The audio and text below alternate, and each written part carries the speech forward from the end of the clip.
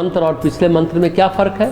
पहले वाले मंत्र में था जो केवल अविद्या की उपासना करते हैं वो अंधकार को प्राप्त होते हैं, और जो विद्या की उपासना करते हैं वो उससे भी गहन अंधकार को प्राप्त होते हैं। इस मंत्र में ऋषि कहते हैं इन दोनों को साथ साथ जानो। ऋषि कहता है पिछले मंत्र में कि ये अंधकार और गहन अंधकार में प्रवेश क्यों मिला? क्योंकि आपने इनका अलग अलग अनुष्ठान किया। होना क्या चाहिए? इनका अनुष्ठान करो, इनको तत्व से जानो, पर साथ साथ जानो। लेकिन साथ साथ कैसे? साथ साथ ऐसे कि जैसे गीता में भगवान ने कहा, विद्या में मैं अध्यात्म विद्या हूँ और अविद्या में मैं सकाम कर्म हूँ। और जब विद्या और अविद्या मिल जाती है तो पहले कर्म की सकामता नष्ट हो जाती है, मृत्यु में अमृत घुल जाता है। जब विद्या में अविद्या मिल जाती है तो अमृत मृत्यु में घुल करके मृत्यु को अमृत बनाने लगता है। यानी कर्म का सम्यक अनुष्ठान करें। शरीर मिला, इसको छुड़ाने की जिम्मेदारी किसकी है? ये शरीर छूटे ये दायित्व किसका है? ये शरीर जन्म में आपको मिला, फिर किसका दायित्व होगा? आप कहेंगे जीवात्मा का। नहीं, जीवात्मा का दायित्व कैसे होगा? ये प्रकृति का दायित्व है। जीवात्मा के कर्मानुसार ही इसको शरीर का अनुदान वरदान प्रकृति से मिला है, तो इसको छुड़ाने की जिम्मेदारी भी प्रकृति की है। IAS की नियुक्ति राष्ट्रपति करता है, नियुक्ति से हटाने का काम, बेदखल करने का काम भी राष्ट्रपति ही करता है, कोई मुख्यमंत्री या प्रधानमंत्री नहीं कर सकता। हाँ, अनुशंसा करता है मुख्यमंत्री या प्रधानमंत्री। तो इस शरीर को किसने नियुक्त किया? प्रकृति ने, कर्मानुसार प्रकृति के व्यवस्था ने किया। तो बेदखल कौन कर सकता है? तो प्रकृति ही कर सकती है।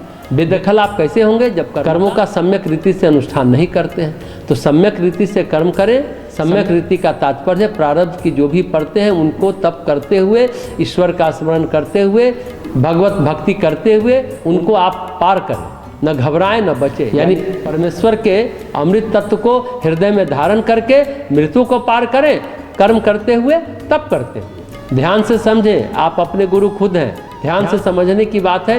कभी विचार करिए तो पता चलेगा बुद्ध पुरुष का कोई गुरु नहीं होता है, उसके गुरु उनके केवल सहयोगी होते हैं। आप कहेंगे शंकराचार्य के गुरु थे गोविंद पाद, नहीं, वे सहयोगी थे। ये कहीं उल्लेख नहीं मिलता है कि गोविंद पाद ने शंकराचार्य को साधना शुरू कराई। गुरु होते तो साधना कराते ना। भगवान बुद्ध के कोई गुरु नहीं थे। बुद्ध पुरुषों की साधना उनके आत्मा से प्रकट होती है। गीता प्रेस इस मंत्र का अर्थ बताते हैं कि कर्म और अकर्म का वास्तविक रहस्य समझने में बड़े बड़े बुद्धिमान पुरुष भी भूल कर बैठते हैं। ये भगवत गीता के 4 अध्याय के 16वें श्लोक को उद्धृत कर रहे हैं। इसी कारण कर्म रहस्य अनभिज्ञ ज्ञानाभिमानी मनुष्य कर्म को ब्रह्म ज्ञान में बाधक समझ लेते हैं और अपने वर्णाश्रमोचित अवश्य कर्तव्य कर्मों का त्याग कर देते हैं। परंतु इस प्रकार के त्याग से उन्हें त्याग का यथार्थ फल कर्म बंधन से छुटकारा नहीं मिलता। भगवत गीता के 18वें अध्याय के 8वें श्लोक को उद्धृत कर कह रहे हैं, इसी प्रकार ज्ञान यानी अकर्मावस्था निष्कर्म का तत्व न समझने के कारण मनुष्य अपने को ज्ञानी तथा संसार से ऊपर उठे हुए मान लेते हैं। अतः वे या तो अपने को पाप पुण्य से अलिप्त मानकर मनमाने कर्म आचरण में प्रवृत्त हो जाते हैं, या कर्मों को भार स्वरूप समझकर उन्हें छोड़ देते हैं और आलस्य, निद्रा तथा प्रमाद में अपने दुर्लभ मानव जीवन के अमूल्य समय को नष्ट कर देते हैं। इन दोनों प्रकार के अनर्थों से बचने का एकमात्र उपाय कर्म और ज्ञान के रहस्य को साथ साथ समझकर उनका यथायोग अनुष्ठान करना ही यथोचित है। इसलिए इस मंत्र में कहा गया है कि जो मनुष्य इन दोनों तत्वों को एक ही साथ भली भांति समझ लेता है वह अपने वर्णाश्रम और परिस्थिति के अनुरूप शास्त्र विहित कर्मों का स्वरूपतः त्याग नहीं करता, बल्कि उनमें कर्तापन के अभिमान से तथा राग द्वेष और फल कामना से रहित होकर उनका यथायोग आचरण करता है। इससे उसकी जीवन यात्रा भी सुखपूर्वक चलती है और इस भाव से कर्मानुष्ठान करने के फलस्वरूप उसका अंतःकरण समस्त दुर्गुणों एवं विकारों से रहित होकर अत्यंत निर्मल हो जाता है और भगवत कृपा से वह मृत्युमय संसार से सहज ही तर जाता है। इस कर्म साधन के साथ ही साथ विवेक वैराग संपन्न होकर निरंतर ब्रह्म विचार रूप ज्ञानाभ्यास करते रहने से श्री परमेश्वर के यथार्थ ज्ञान का उदय होने पर वह शीघ्र ही परब्रह्म परमेश्वर को साक्षात प्राप्त कर लेता है। इस व्याख्या में एक रहस्य छूट गया। बार बार कहते हैं कर्म का अनुष्ठान और ज्ञान का अनुष्ठान। कर्म का अनुष्ठान क्या है और इसे कैसे करना चाहिए, और ज्ञान का अनुष्ठान क्या है और इसे कैसे करना चाहिए।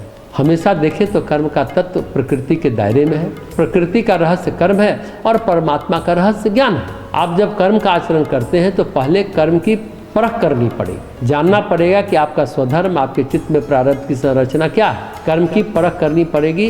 प्रारब्ध की संरचना को तोड़ने के लिए कर्मानुष्ठान करना पड़ेगा और प्रारब्ध की संरचना हर एक में अलग अलग है। किसी में प्रारब्ध की संरचना अच्छी है, किसी में प्रारब्ध की संरचना बुरी है। कर्म की परख करनी पड़ेगी। प्रारब्ध की संरचना को तोड़ने के लिए कर्मानुष्ठान करना पड़ेगा और प्रारब्ध की संरचना हर एक में अलग अलग है। ज्योतिष शास्त्र में भी कहते हैं कि किसी की कुंडली संसार में किसी से नहीं मिलती, हर एक की कुंडली अलग अलग है। तो पहले पहचानना पड़ेगा आपकी चित्त की, आपकी प्रारब्ध की संरचना क्या है, और फिर उसके अनुसार कर्मानुष्ठान क्या होगा। प्रारब्ध की संरचना आपको ये बताती है कि आप इस संसार में क्या करने के लिए पैदा हुए थे। इस बात को बहुत लोग नहीं समझ पाते। सवाल पूछा जाए कि तुम क्या करने के लिए पैदा लिए थे, तो कोई नहीं बता पाता। दूसरी बात, जब आप अकेले इस कर्म को करोगे, जब प्रारब्ध को अकेले तोड़ोगे, क्या प्रारब्ध आसानी से टूट जा पाएगा? नहीं, प्रारब्ध अनेक बाधा, व्यवधान, विसंगतियाँ और इसी के साथ नए प्रारब्ध की सृष्टि करेगा और अनेकों भ्रम और विकृतियां पैदा करेगा। तो ये भ्रम और विकृतियां न हो, इसलिए इसमें अमृत का प्रकाश आवश्यक है। जो प्रारब्ध तोड़े तो फिर टूट गया, और जब इस प्रकाश में प्रारब्ध को तोड़ेंगे तो फिर मृत्यु को पार कर जाएंगे। फिर प्रारब्ध अपनी नई संरचना पैदा नहीं कर पाएगा।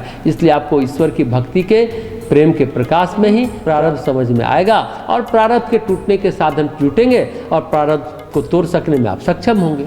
बिना भक्ति के, बिना प्रार्थना के, बिना ईश्वरीय ज्ञान के प्रकाश के कर्म आप कर ही नहीं सकते, संभव ही नहीं है। बिना विद्या के, अमृत के आप मृत्यु को पार नहीं कर सकते हो।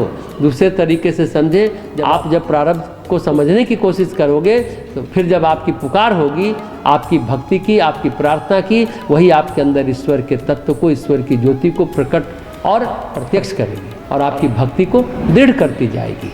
तभी दोनों साथ साथ चलेंगे। अगर आप ऐसा नहीं करते हैं तो आप नहीं कर पाएंगे। कुछ दिन बाद मन ऊब जाएगा, छूट जाएगा, भगवान तो मन भूल जाएगा, आप प्रारब्ध के जंजाल में भटकते रह जाएंगे। सच यह है कि प्रारब्ध कोई पार नहीं कर पाता।